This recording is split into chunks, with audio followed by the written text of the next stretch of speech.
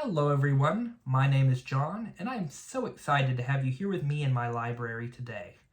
Today I'm excited to talk to you about my fiction pick for this month, which was The Last of the Mohicans by James Fenimore Cooper, which I have in this lovely Easton Press leatherbound.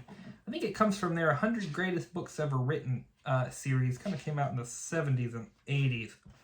I got this book several years ago from my mother, and I've just loved having it sitting on my shelf, but I had never had the opportunity to read it until now. And I did. I really enjoyed this book. So I'm excited to tell you a little bit more about it today. You may or may not know that The Last of the Mohicans makes up just one part of a larger series called The Leatherstocking Tales. All of these books were written by James Fenimore Cooper, and they detail the life and times of Nathaniel, or Natty, Bumppo. Now, Nathaniel Bumppo, or Natty Bumppo, is like Clint Eastwood in the Dollars trilogy, if you know what I'm talking about, the good and the bad and the ugly, where in every movie, Clint goes by a different name. Similar to this, Natty Bumppo does as well. In The Last of the Mohicans, which is by far the most famous of those books, he's called Hawkeye. And that's kind of what he becomes known as in popular culture. But it's got several different names in each of the books. And I was going to tell you that the books go as follows. The Last of the Mohicans is neither actually the first chronologically, nor is it the first published. In fact, The Pioneers was the first book published in 1823. The Last of the Mohicans was next in 1826. The Prairie came out in 1827. The Pathfinder was published in 1840, and The Deerslayer was last in 1841. However, chronologically, within the context of the story, The Deerslayer is the first chronologically, followed by The Last of the Mohicans, followed by The Pathfinder, then The Pioneers, and then The Prairie. So that's how those books go. Now, I've never read any but The Last of the Mohicans, which of course was neither first chronologically nor published, but I was able to get along just fine. So if that's where you start as well, that's a fine place to start. I am interested in reading more of them though, so please stay tuned in to if I ever get around to doing that. I have a list of books I want to read a mile long, so we'll see if and when those get on the list. However, like I said, I did enjoy this book. It is actually set during what we in the Americas call the French and Indian War. I believe in Europe they call it the 7 Years' War, which was a real-life conflict between England and France. And a large theater was over in the Americas where the French Canadians were in conflict with the English colonists there. And both sides were using Native American tribes to try to get an advantage. So there were some Native American tribes which allied themselves with the French and some which allied themselves with the English. The French were known for using, for being more dependent on Native Americans, but they had fewer numbers than the English, so they were forced to be more dependent in that way. And this book, the historical element of this book really focuses on the real-life siege of Fort William Henry. Now, we'll talk a little bit more about that when we get to that part of the book and the discussion. But just keep in mind that is a real historical element found within these pages. Another note before we really get started. There are some times that when you're reading an old book that you come to expect certain racial stereotypes and things of that nature to pop up, and this was no different, and it was something that I was expecting while going into it. However, really, I was very pleasantly surprised. Two of our main characters, the titular Mohicans, the Last of the Mohicans, Chingachgook and Uncas, were really portrayed deeply and interestingly and capable and competent, well-rounded characters. And so I was very appreciative of that. I think that James Fenimore Cooper did have a desire to to write fairly in the best way that he knew how.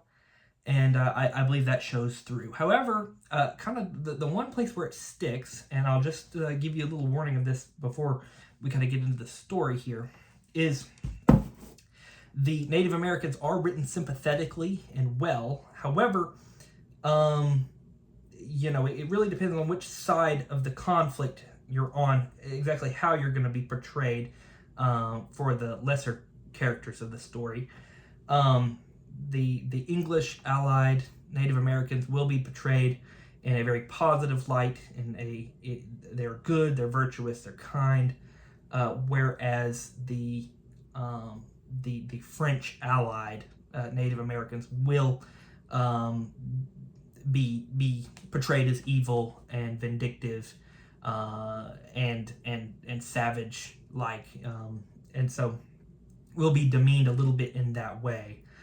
And it's just one of those things to where, you are writing about a war. Your main characters are English, and so you're going to have some element of that. But I'll leave that up to you as to how you might feel about that. But I thought that overall his portrayal of Native Americans was really very good for his age and time. Anyway, without further ado, let's dive right into a little bit more about this book and the story itself. This book focuses on two young women named Cora and Alice Monroe. They are the daughter of the real-life Lieutenant Colonel George Monroe, who commanded Fort William Henry.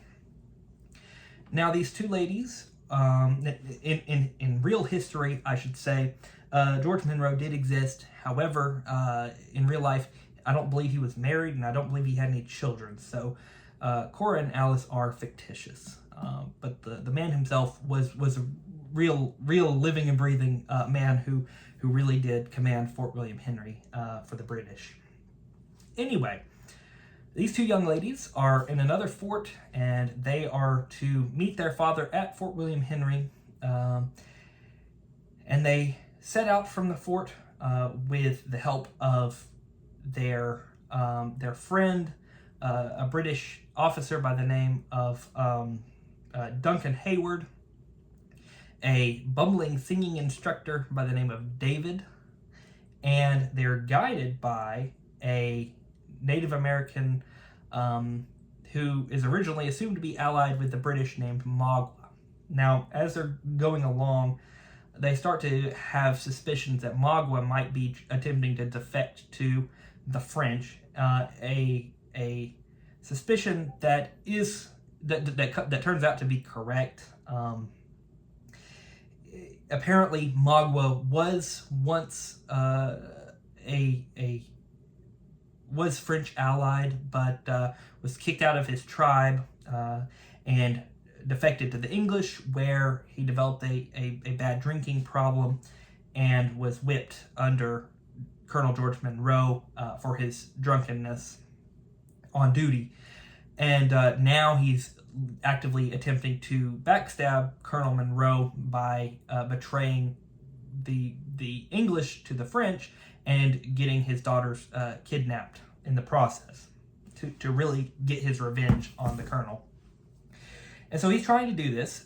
So he is leading them away from Fort William Henry, where they're going deeper and deeper into the woods, and he's leading them to be ambushed. However, before they're ambushed, they just so happen to meet the heroes of our story. They meet Hawkeye and Chinchcockcook and Uncas. Now, Chinchcockcook is Uncas's father, and they are the titular last of the Mohican tribe. And the three of them decide, realize that Magua is attempting to lead them into an ambush, and so they attempt to capture Magua. However, Magua escapes, and the party is pursued by these French allied Native Americans into a cave, where they face round after round of combat until the two ladies, Cora and Alice, are kidnapped. Now, Magua wants to marry Cora, to really stick it to her father.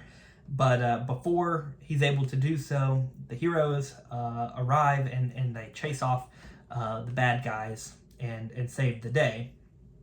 Then the crew do make it to Fort William Henry, where they meet Colonel George Monroe, and they have a moment of peace. However, the fort soon comes under attack by another real-life historical figure, Louis Joseph de Montcalm and his French forces. They arrive and surround the fort and besiege it, and while the English put up a good fight, they know that they're not going to be able to hold out forever. And so Monroe sends out a messenger to a neighboring Fort Edward to see if he can get some reinforcements. However, Fort Edward denies any reinforcements and says that he should just surrender. And so, knowing that there's no one else coming to his aid, and knowing that they're all doomed if they try to hold out, Colonel Monroe does surrender. And again, this is true to real history. And the English are given a pretty good deal, seemingly given a pretty good deal out of it. They'll be allowed to walk away safely, just so long as the fort is captured and burned to the ground by the French afterward. However, as they are exiting the fort, some of the French allied Native Americans are frustrated by the lack of plunder, and they begin to massacre the English who are exiting the fort. And this once again is true to life. This did happen. However, I believe somewhat exaggerated for the purposes of fiction in this book.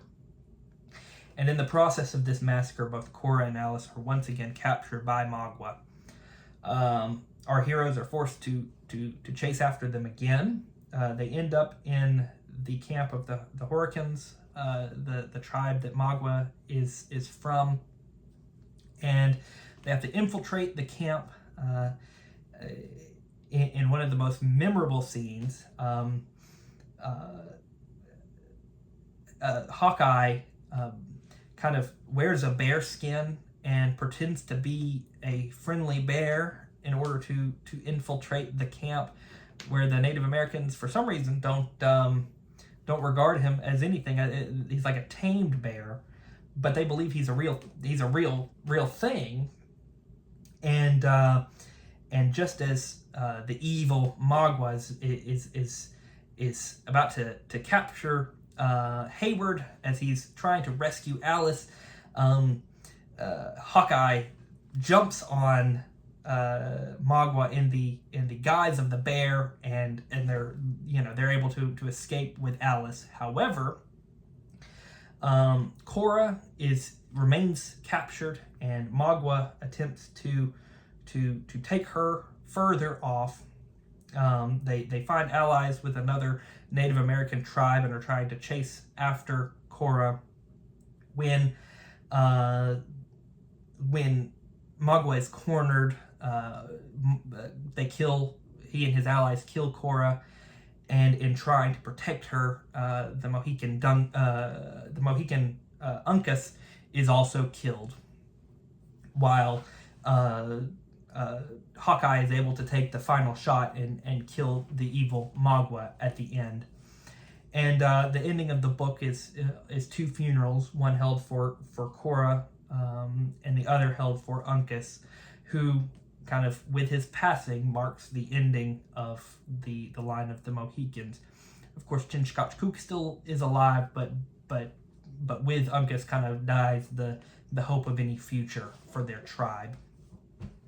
So it ends on a real melancholy note, and but Chingachgook and Hawkeye are blood brothers, and they promise each other that they're going to get through things together. And Colonel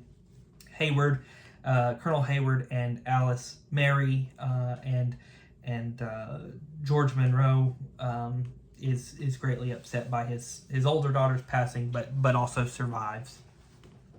Anyway, that was kind of the overarching story. I once again I found it deeply interesting. I do also, however, subscribe with some light criticism, um, similar to that of Mark Twain. I believe Mark Twain said that Fenimore Cooper wrote 100 words when he could probably suffice with 2. And I do agree with that sentiment. The book is beautiful. It's detailed. The language is very flowery, but sometimes overdone, in my personal opinion. Not that I'm against sometimes ornate, flowery literature, but in this case, sometimes I felt that it was a little overdone. It fell into the category of purple prose quite often. But I understand what he was trying to do. As I said in my video about Longfellow, I think he's trying to develop a mythology for the United States, or for America.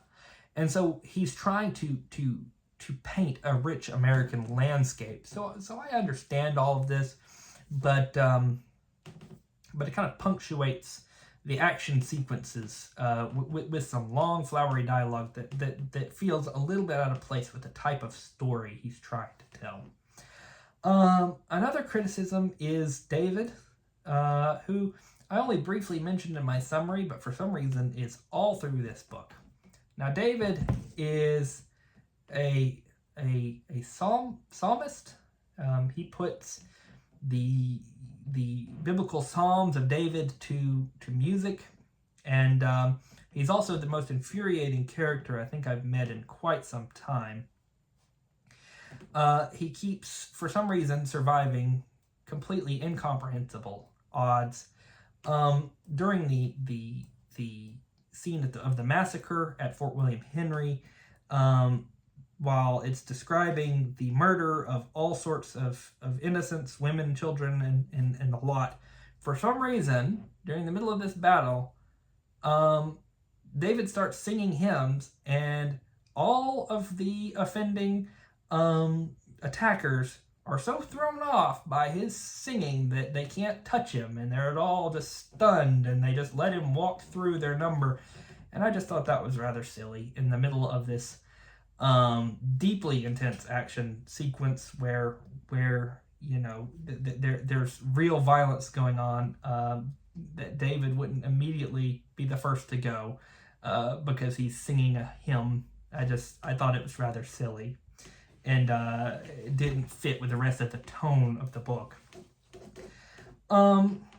Let's see. Once again, I was deeply impressed by Fenimore Cooper and his depiction of Native Americans. I thought it was largely very good. In many ways, perhaps he was doing a lot like Longfellow was doing. Of course, this was written in 1826, and so at this period of time, you know, Native Americans are still being pushed more western, more westerly. They're losing lands. They're being reduced in number, and it's awful, the treatment that they're receiving. In many ways, I think The Last of the Mohicans may fit in with Longfellow in his, you know, when Longfellow was writing the poems on slavery to kind of stir up sympathy for in Longfellow's case the American slaves, and in Fenimore Cooper's case for the Native Americans, because the theme of decline and death and loss pervades the novel. There's large action set pieces. It's exciting. There's a lot of action, but there are some really quiet moments where they're talking, and particularly Hawkeye, who is a white man. However, he has grown up among the Native Americans and really feels more in common with them, is really struggling with the possible differences between them. He wonders if there is another heaven that Native Americans get sent to and that Christians get sent to, and how he could possibly reconcile their beliefs and his beliefs as both being true. He wants everyone to be reunited in the afterlife, and he struggles with the fact that he's not sure if they do. And he asks several characters throughout, what they think about it, and he does come to the terms with this at the end, as Uncas is killed and his funeral goes on, and he and Chingachgook, they're blood brothers, and they say that they're going to get through things together, and that they believe that they're going to see each other in the afterlife, no matter what that might look like. And so there's some really touching thoughts kind of pervading throughout this narrative. And the customs of the Native American tribes, especially around the funeral scenes, are deeply touching. Anyway, I suppose those are the thoughts I had about Last of the Mohicans. Have you read the novel yourself? I would love for you to tell me what you think. Do you agree with my assessment? Do you disagree? I would love to hear us talk about it. You're always welcome to comment down below. I would say if you enjoyed this video, I would love for you to subscribe and join me along in this reading adventure that I'm on. But no matter what the case is, I'm so happy that you're here, and I hope to see you again very, very soon. Thank you so much for watching. Bye-bye now.